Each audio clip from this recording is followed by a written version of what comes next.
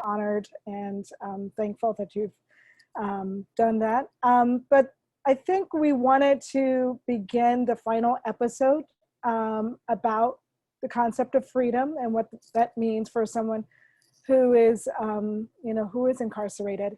And we asked all of our participants to think about what freedom is and in relation to, their academic studies. And so I think in order to prepare the audience with the next chapter that we hope all of them will move to is the concept of freedom and what does that mean. And, Sebastian is such an eloquent speaker.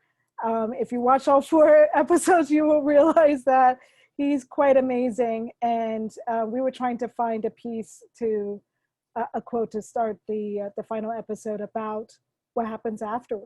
And that's why we placed it there.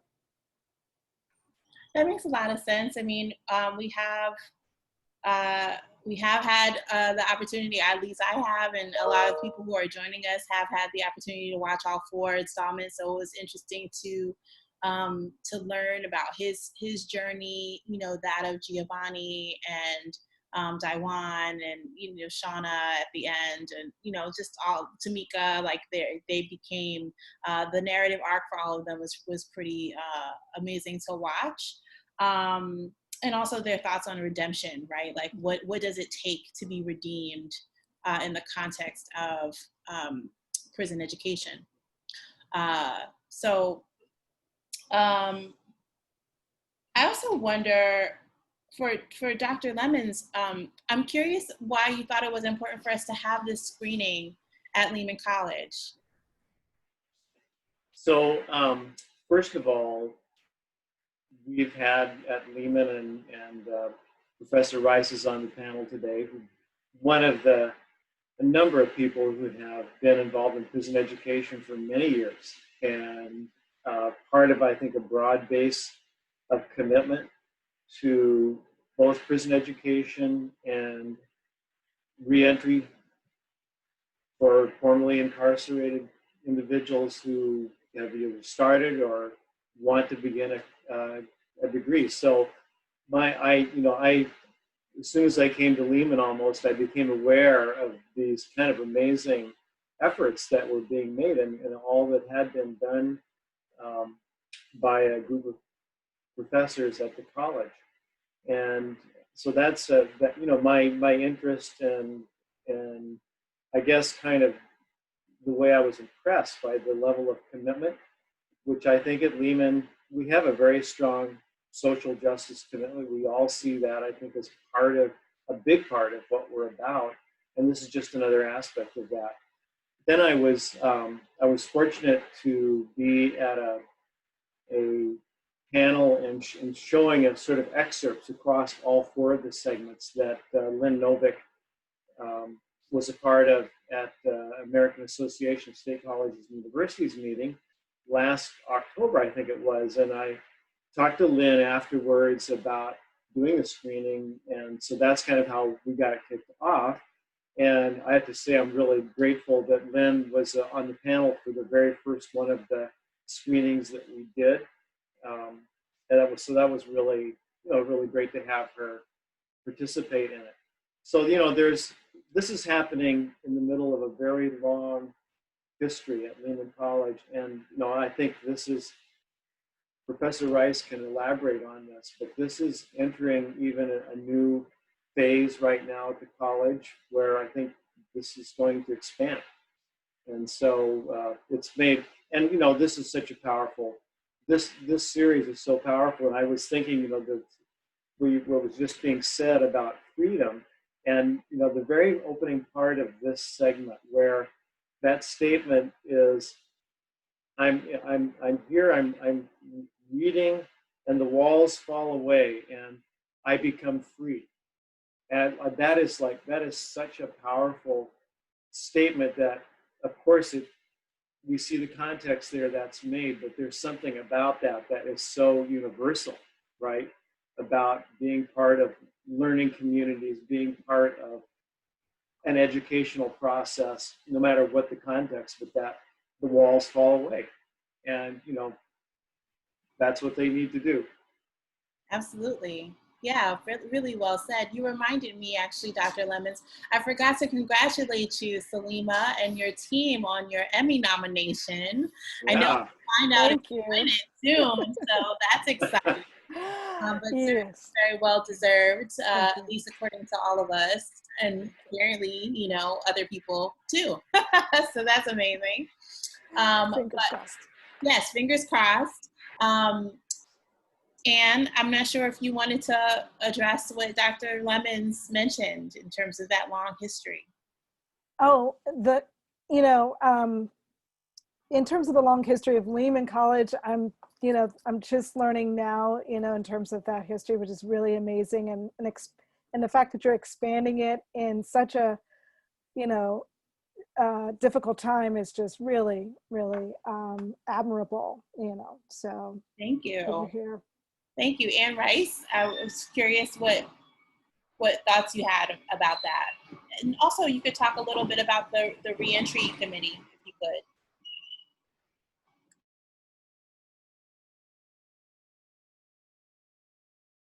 I had to unmute myself. I always mute myself just for safety's purposes, so I don't say anything untoward. I was hoping that Greg would also talk about the reentry at Lehman, because he's not only somebody who's experienced graduation from Bard, but he has experienced reentry at Lehman, so he's going to give a really great firsthand account of it. So reentry at Lehman, she's gonna kill me, but there have always been people working on prison education, but the reentry committee really got a start because of the big heart of Penny Prince, who became interested in this and really doggedly pursued pulling everybody in the college together, and realized that there was a huge reservoir of institutional goodwill and also institutional knowledge, that a lot of people have been working on this. And one thing that I can say from not just from my almost a decade of teaching in correctional facilities, but also many years teaching at Lehman, is that there the link between mass incarceration and CUNY is so tightly enmeshed. And in fact, for those of you who didn't watch the first 3 episodes, Giovanni's sister is a student at Lehman. And many of I teach a class called Prison Narratives, and many of our students are, you know, even though we're in this awful Zoom environment, the first night that we did it, students just couldn't wait to say, well, I have this experience and I have this experience, because oftentimes people don't talk about it, but it's something that's so common. And so I'm really proud of Lehman. I'm proud of President Lemons. I'm proud of our committee, and just everybody in the administration has really been, the provost has really been excited to do more in this direction. And we're working on something that isn't finalized yet, so I can't really talk about it, but I'm hoping that we'll be doing big things in the very near future. That's wonderful. Thank you, Ann. Greg, would you like to say more about your experience, both as an alum and someone who, you know, has experience with reentry at Lehman? Well, there's so much to talk about. Yeah. There's so much to talk about. So I just want to say first, it was a powerful, powerful film, and about the transformation of as Dewan said, the way that people think and believe, or behave, I'm sorry. And then on to the suffering that Sebastian felt, that's a real thing in prison. And, you know, for a person like myself, I went to prison kind of late. So my sentence, 26 years I did, was like a death sentence to me. And I really didn't see any reason to go on beyond the day that I was in. Every day I thought about, you know, let's end this right now. What's the purpose to keep going? You know, and so when I got admitted to BPI, it changed everything. It gave me hope. It gave me a reason to live. It gave me, you know, I wanted to go on now. I wanted to go home now. You understand? Where before, I never even thought I was going to go home. I didn't care whether I was going to go home. I was just planning every day for how I can end this sentence without going home. You understand? But BPI changed that permanently forever. So that's just one thing about being on the inside. And there's also other benefits that happen on the inside from BPI that maybe if you have time, I can mention later. But I want to go also now, so when a person comes home, there's the freedom that President Lehman spoke about. So that freedom is not a physical, you know, it's physical, but the mental part of it is the part that's most important. Because you see, you have a freedom, a sense of freedom while you're incarcerated. But you want to keep that sense of freedom when you come home too. You understand? And you don't keep that sense of freedom. And this is even important in today's environment of systemic, the focus on systemic racism and all this kind of stuff. This sense of, can you have a state of mind of being free while you're out here? You know, because some people are incarcerated, never been to jail, but they're free, they're permanently incarcerated. They're locked up because of their mental state. So because of this, going to the Reentry Committee now, you know, it's not something where people say, you know, you want to give back to the community and all this kind of stuff. You know, I never really agreed with that. Is that, you know, you really feel the sense of you know, you want to redeem yourself. Like you said, you know, the redemption is something you owe it to yourself. It naturally evolves that you become active in different things to help other people keep this mental, this freedom, the state of freedom. You understand? So I naturally evolved to the Reentry Committee because people seek you out for your, you know, for your experiences. In one of the other discussions, they called it, what did they call it? Messenger, credible messenger. Okay, so people seek you out because you're a credible messenger. You've experienced this. You understand? So I naturally evolved. I was a student at Lehman. I graduated from Lehman with a master's degree 2 years after I got out. And I'm trying to keep that mental state of freedom. You know what I'm saying? And I'm trying to help other people realize that I have a blog called the Reentry blog. I developed a website at Lehman called the Reentry at Lehman website. It has all the connections, 2020 information in it. You can go on the Reentry at Lehman website and order this book, the e-form of it, and download it straight from the Lehman website. So, you know, it's just, you naturally evolve towards being a part of all this. And that's what the Reentry at Lehman Committee allowed me to be, a part of something that allows me to redeem myself, stay free, the whole package. Greg, can you say what Connections 2020 is? Okay, so I believe they said in another discussion, one of the panelists, he called it like the yellow and white pages for people, for reentry people. So it's a book that it lists every resource, job resources, mental health, substance abuse, places you can get an education, but they also have it in ebook form, a PDF. So if you go to the Reentry at Lehman website, it's like at the top, right at the top of the page, you can just click on it and you can download the PDF. It takes you straight to the public library. The public library puts this out every year. This is the 2020 edition. So it also helps people who haven't been incarcerated. It helps you, I believe it has information about bus service on how to visit people in prison. Anything that you want to know that can help a person in prison or someone who's involved with people in prison, this is what this resource is. It has everything in it. Okay, remember you can get it right off the Reentry at Lehman website.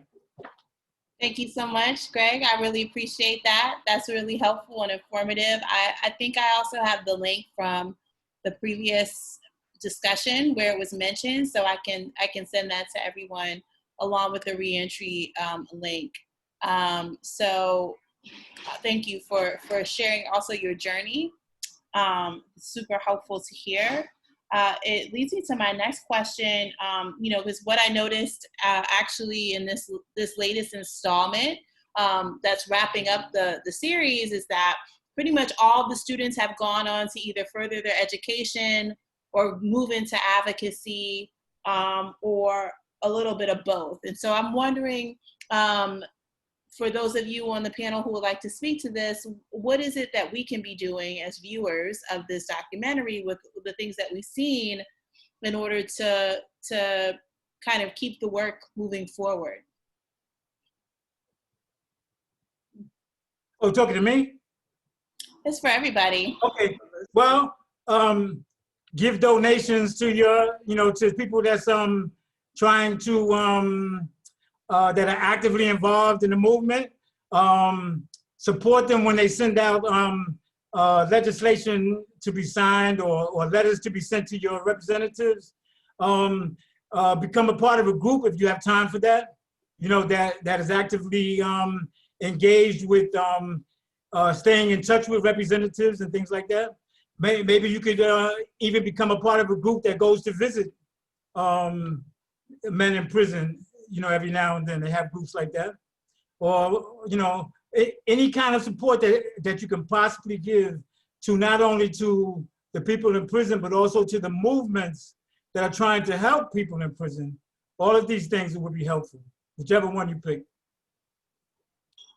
Yeah, I mean, I would agree with Greg on that 100%. Call your representatives. There are legislation in the House and also in the Senate that either is in committee or has been passed and is basically sitting in the Senate. One is the reauthorization of Pell. And I believe that was passed by the House and is sitting in the Senate. And that is extremely important. We had all these amazing programs in the 70s, 80s, and 90s. And then with the Clinton crime bill, it drained that money away, which with the Clinton crime bill, it removed the eligibility for individuals who are incarcerated to access Pell money. And so there's also the REAL Act, which I think has not been passed by the House. And I think in general, just talking to your friends and neighbors about individuals who are incarcerated and individuals who are coming home and trying to change the language and the narrative. Just on a personal level, I live in Manhattan. I belong to a block association. Because of the pandemic, individuals who were living in shelters were moved into a different setting. And a lot of NIMBYism started happening in my own neighborhood. People were upset that, individuals who were in shelters, parolees, were being moved into hotels in our neighborhood. And, as an individual, I spoke back and said, we all deserve a second, chance in life. And, we should characterize these individuals as folks who need help. So I just think talking to, our relatives, our friends, just even mention the film, it's a quick 4 hours, just to try to change the narrative would be, a place to start. And also donate. I agree with that. And I can add possibly to the chat BPI's donation page, because they're not only trying to keep their program going, but also branch out and help other programs start, or they have a huge consortium with different colleges, and they also do advocacy. So, and they are completely plugged into the politics as well.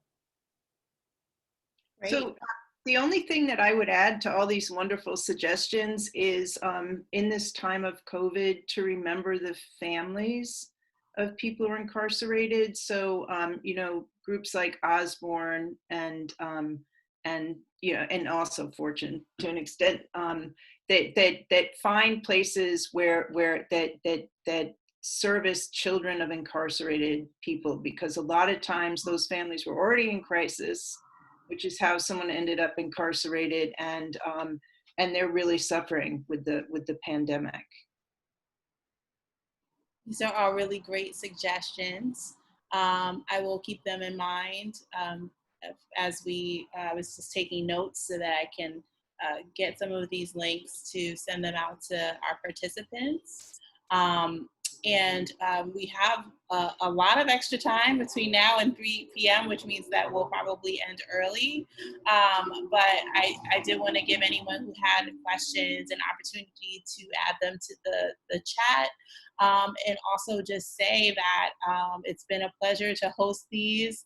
And I'm so thankful to you, Anne, and to you, Greg, for the Reentry Committee, and also Penny, because I know that she's watching, and Carl, who I think was also here, for all of their support and collaboration and helping us make a virtual screening series happen in the midst of a summer that's probably unlike any that we have ever been through as a collective. So I just wanted to give you that thanks before we ended. I also wanted to say that I have a survey just for those of you who've either you've watched, you know, a few of them, or maybe you watched all 4, but we'd love to have your feedback and for you to stay in touch with us. So please fill that out. That will be sent out as part of the other links as well. So not seeing any other questions, I want to thank all of our esteemed panelists for your time. And Dr. Lemons, are you, I see people unmuting, but yes, feel free to add any closing remarks. No, I just want to thank Dr. Lemons and Anne and Greg and Joshonda. Thank you so much for having me. This is really amazing, and let's continue the conversation. And on the film side, we are doing a big push in the fall, despite circumstances, to get the film into K through 12, as well as higher education programming for the 2020-2021 season. So we are here. We are making ourselves available, as well as the participants in the film. So just look for that. If anyone is interested in trying to program something, virtually, we are here, and we hope to continue. So I wanted to add one thing. I was thinking about it, but then as you were speaking about getting the film into K through 12, I was really struck by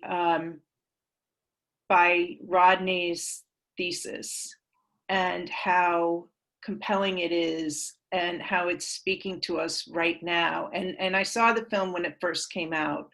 And it was compelling then, but I was just like, oh my God, everything that he's saying is speaking to our moment.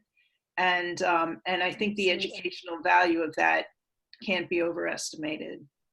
Yeah, absolutely. It's funny that not funny, but yesterday we had a discussion with our outreach, our new outreach consulting firm, and talking about clip reels. We love for everyone to watch the entire film, of course, but we know that children, especially younger children, have a very short attention span. But for all our clip reels, we will include Rodney's senior thesis scene because it does absolutely speak to the moment right now. Unfortunately, it does speak to the moment of past moments as well. But I think we're trying to also see how the film can speak to racial injustice and this new civil rights movement that's happening. And Rodney's an important voice that I think should be heard. So thank you. We actually do have a question about whether or not there are plans to expand college courses in prisons. I'm not sure if who would best speak to that. You mean in general? In New York State? Well, I right can't. now it's hard to get in. It's hard to get into facilities. I mean, our spring semester at Sing Sing, or spring, I wish our fall semester at at Sing Sing was canceled, and our spring the second part of our spring semester was really we go in terms, and really the whole thing was canceled. So it's hard right now to get in, although people are doing things. People are bringing programming in, and they're working with the men so that they don't, and the men and women, so that they don't lose their focus, and that you saw what everybody gained from being in a college. I forget, maybe it was Giovanni who said, it was one of them who said, I'm not an inmate, I'm a college student, right? And so that's really important to, especially right now, because COVID's in the prisons. And the two largest outbreaks in the country are places that I've worked with, which number one is Marion, Ohio, Marion Correctional, and the second one is San Quentin. Those are the largest outbreaks that happened in the country. So it's a really difficult time, but I think that people are keeping it going. I know that the National Conference on Higher Education in Prison has, although our conference has been postponed, there's a lot of action in terms of figuring out different ways to keep education going. In other states, people are actually going in. Some people are able to teach virtually. It's not everywhere though. And so I can say that's how where we are right now. But in terms of New York State, I know that the governor, and certainly the Annucci, who's the head of prisons, they're very, very interested in prison education as a means of reform, and also just as something that's it's good for everybody. It's good for everybody. Right. So thank you. So the person who's asking about this, Dominique, is asking about what the question was, like what the conversation was about expanding college courses before the pandemic. Like what was the conversation about possible expansion? And then is also asking a question about how Pell impacts that possible expansion. So it's like, it's a two-part follow-up. I mean, Pell is everything.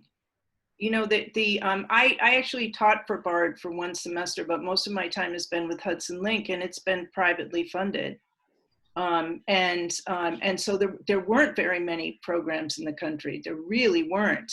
And once the Second Chance Pell happened, a lot of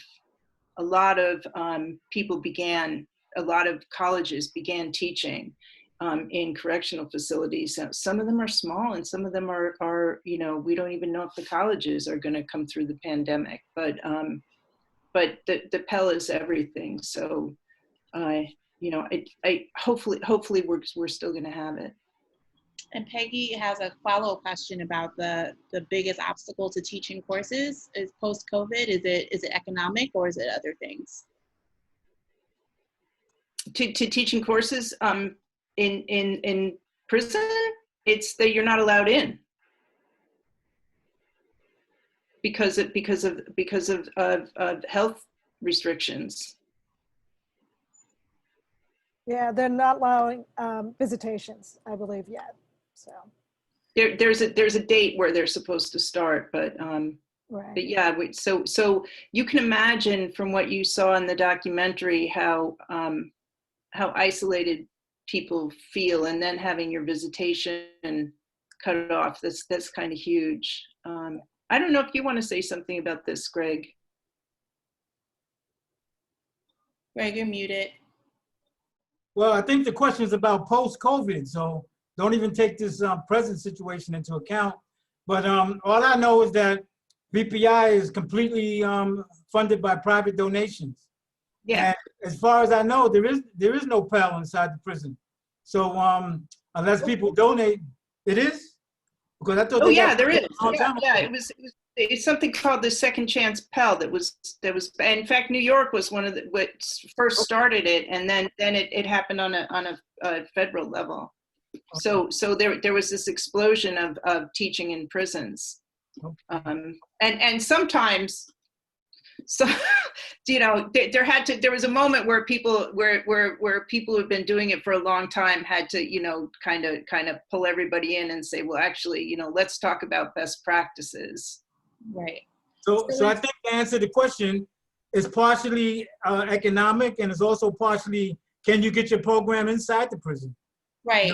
There's a question about why the schools can't offer online education. Oh. But that's probably policy, right? That's probably the policy per prison or per state, right? That they would decide whether or not prisoners have access to internet or. Yeah, let me tell you something. Not talking about federal prisons now, just state prisons. They don't even allow you to have a calculator, not just a regular calculator, but the calculator that can do logarithms and all that kind of stuff. They don't even allow you to have that in the prison, even though all the professors came and proved that there's no way they can get on the internet with the calculator. The prisons still do not allow you to even have a calculator. They won't even let you go near the internet. So all the computers at BPI have no internet capability, and they will never grant it. They're afraid that the men in prison would be able to figure out a way to hack into the system and escape or whatever. This is their fear. Their fear goes so far as that you can't even have a calculator.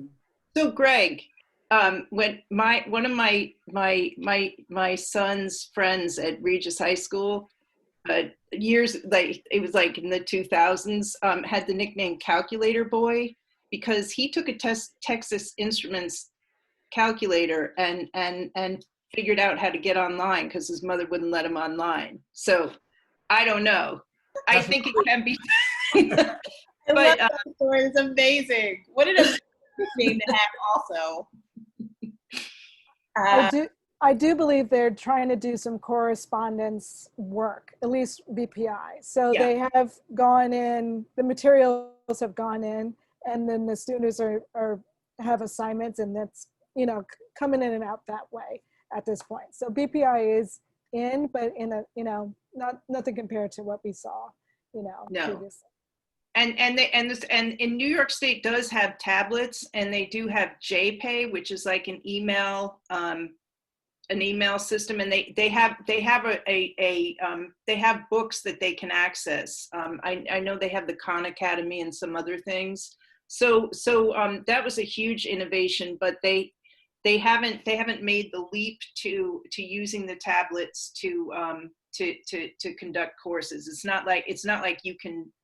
I even wanted to make a book, a course book, and it was just because we have something called Manifold, and I wanted to make my one of my classes that I put together out of free material, and I wanted to make a book out of it, and they're like, no, because it's a money-making thing. So that's a whole nother issue. That's a whole nother thing. Absolutely. But that's New York State, and I will just say we've been working with other states, other correctional departments. Say, for example, in Maine, they have access to Zoom. So we are hosting an event, and coming up actually October 2nd with University of Maine, and they will Zoom in their participants in their program. So it just all depends. I think a lot of prisons have Zoom because now you don't go before a parole board. It's all done by Zoom, which is horrible. But it's really when, you know, you have to understand when you try to suggest anything that's an innovation or, you know, it's not like, I mean, people who are from Lehman might bemoan the bureaucracy of CUNY, but it's nothing. It's so wonderful compared to the illogic or the mad logic of just trying to do logistics, which you see in the film, right? You see that in the film that Giovanni did his time, and yet they still had to punitively put on him that he couldn't go to the building. That was crushing. That was really heartbreaking to witness and to see. And speaking of bureaucracy, and you know, there was a recent New York Times article about CUNY and you know, the state of higher education, and so that came up a couple times, right? It's not just here at CUNY, but also maybe in the broader sense, people think of our system as being pretty difficult to navigate, but it's nothing compared to the prison system, I'm sure. There is a question about how to get a copy of the 4-part documentary, and Salimah, I'll let you take this because I've answered it before on behalf of Lehman, but you're yes. Okay, yes. So a DVD copy, you know, can be purchased on PBS's website, pbs.org. So I can send you the links for that. But it is streaming on all platforms, Amazon, Netflix, and also if you're an educator, if you're thinking about bringing it into school, PBS Learning Media, I think it's pbslearningmedia.org, I think, has all 4 episodes for free. Yeah. You know, so, you know, many ways to see it. But yes, you can also purchase a copy. And if you are trying to get a copy into a correctional facility, you know, Joshua, please give them my personal email, because that's another effort we're trying to do in the fall, is because of COVID, we want to make sure that we can get a copy of this film to, you know, Lynn would say, every facility there is in the nation. That is her goal. And this is a personal project she's taking on. So. Great. I will include that. I will find those links, and everyone will hear from me by way of the Zoom webinar. So yeah, that sounds great. Well, thank you all for your time. Yoshenda, could I say a few words just at the end? Yes. So, you know, there's something that when I sat and watched the whole 4 just kind of straight through. And maybe that's more powerful when you do that, I don't know. But I found it extremely powerful, you know, for all the reasons that have been discussed in these 4 panels. There's a really broad kind of subtext that I picked up, which really struck me. And that is really kind of addressing this meritocracy myth that we so deeply embrace in this country. That if you rose to the top, if you're at the top, that's because of your merit. And if you end up at the bottom, you end up incarcerated, that's also related to the merit that you intrinsically have. And I thought that the thread of the debate team that went through the series really brought that out so beautifully, because, you know, I mean, it does in many other ways too, because obviously these students that we're seeing are really amazing people, and they're amazing students, and you know, they will thrive anywhere, it doesn't matter. But I felt like that debate team and its success was kind of just drove that home so well. It's like their being there, this doesn't have to do with meritocracy or merit. This has to do with the underlying injustice that is so embedded in society. And I just think that you know, I encourage everybody to see the series just because of that message alone, because I think you see it so well. So anyway, I wanted to make that comment, and then I just wanted to thank you, Yoshenda, for doing such a great job of pulling this together, of getting the arrangements done. It was really easy for me to talk to Lynn and, you know, send a text to Carl Mazza. What do you think, Carl? But you did all the hard work to actually make it happen. So thank you for that. And Ann and Penny and Carl and Greg and other members of the Reentry Committee, you all deserve a lot of thanks and a lot of recognition. Lynn Novick, of course, and Sarah for their work, and Salimah for your work on the film and for joining us. I also wanted to mention we had a number of our elected officials that were either participated or wanted to, some of them were not able, but mentioned it to me when I was talking to them. Particular Senator Luis Sepulveda, who is the chair of the Crime Victims, Crime and Corrections Committee in the Senate, and who was on our first panel, and who is involved with the Reentry Committee at Lehman. And I think, you know, just, I think deserves recognition. And also, I just wanted to kind of call out what I think is really productive relationships that we have with our elected officials and other organizations beyond the college that I think really do have the ability to do things that otherwise couldn't be accomplished. So thank you to all of you. Thank you. Thank you, Dr. Lemons. Thank you, everyone. I will follow up around email, and thanks again, everyone, for your time. Thank you all. Bye-bye. Thank you. Bye-bye.